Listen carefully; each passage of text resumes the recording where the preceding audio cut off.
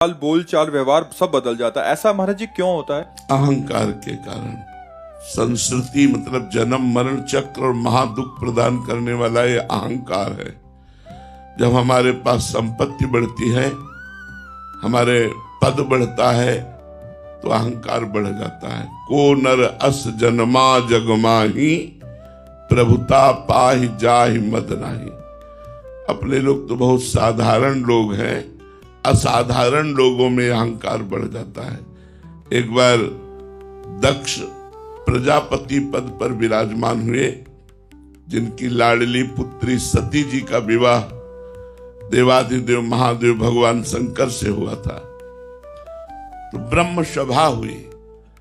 उस सभा में बड़े बड़े ऋषि मुनि देवता सब कोई पधारे और उसमें दक्ष प्रजापति की प्रधानता थी, क्योंकि उनको प्रजापति पद मिला हुआ। ये देवराज इंद्र से भी बड़ा पद है प्रजापति पद, और सबसे बड़ा पद है परमेष्ठी पद अपने त्रिभुवन में, जिसे ब्रह्मा जी का पद कहते हैं। त्रिभुवन में पद बड़े बड़ा हो प्रजापति का, पर पूरी कार्य प्रणाली देवराज इंद्र देखते हैं। त्रिभुवनपति देवराज इंद्र, उनके ऊपर है ये प्रजापति पद। तो वो दक्ष को प्राप्त हुआ। वो सभा में पधारे तो सब लोग खड़े हो गए। भगवान श्री हरि नहीं आए हुए थे, ब्रह्मा जी भी विराजमान थे। तो ब्रह्मा जी बैठे रहे और भगवान शंकर बैठे रहे। प्रजापति पद के अभिमान में भरे हुए दक्ष ने दृष्टि डाली, सब खड़े थे, दो बैठे थे, भगवान ब्रह्मा जी और भगवान शंकर। ब्रह्मा जी को देखा तो प्रणाम किया, क्योंकि उनसे भी बड़ा पद है परमेष्ठी पद, और वैसे भी ब्रह्मा जी सबके पिता हैं। प्रणाम किया। जब भगवान शंकर पर दृष्टि गई तो क्रोध आ गया, और उनका ये क्यों नहीं खड़ा हुआ? भाषा बदल गई, अभिमान की भाषा।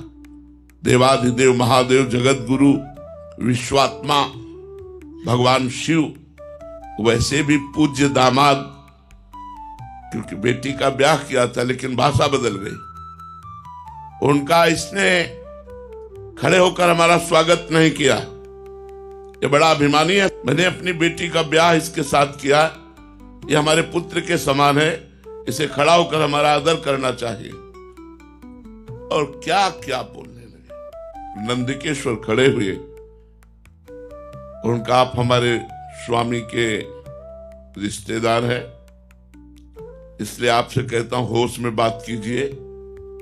आप इस समय बेहोश हो रहे हैं अहंकार से, तो उनका मैं शाप देता हूं। भगवान शंकर को शाप, इसे यज्ञ में कोई भाग न मिले।